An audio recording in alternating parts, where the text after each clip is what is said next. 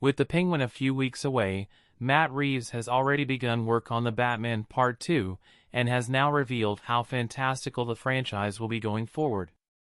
The first film featured supervillains the Riddler, Catwoman, and the Penguin, with a tease of the Joker for a potential sequel, and many fans have begun to speculate what foe Batman might fight against in the second movie.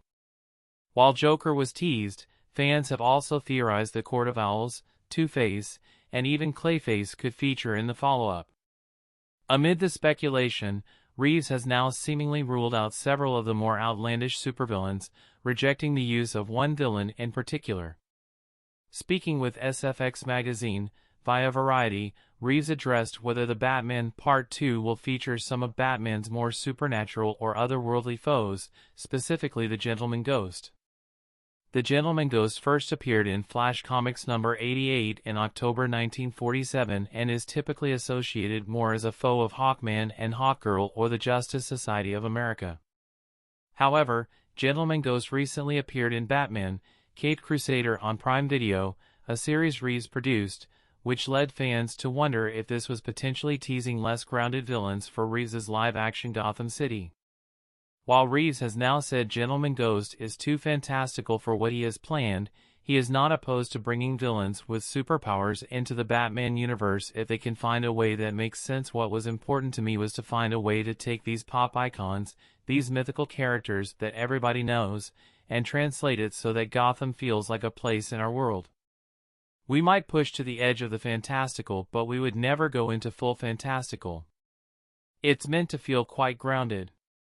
It doesn't mean that you won't see characters that people love. That's exactly what we want to do.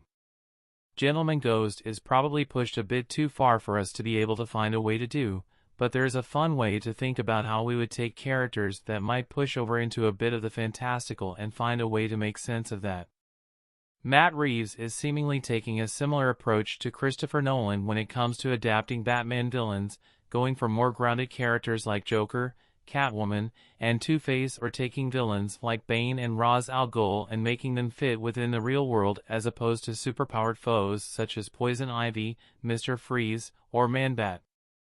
Of course, there are still plenty of villains that fit with Reeves' parameters, from Hush to Professor Pyg to even Mad Hatter. All of which might mean the more fantastical villains could be saved for James Gunn's DCU Batman and Brave and the Bold. Reeves does leave the door open for some classic Batman foes to be reimagined within his world.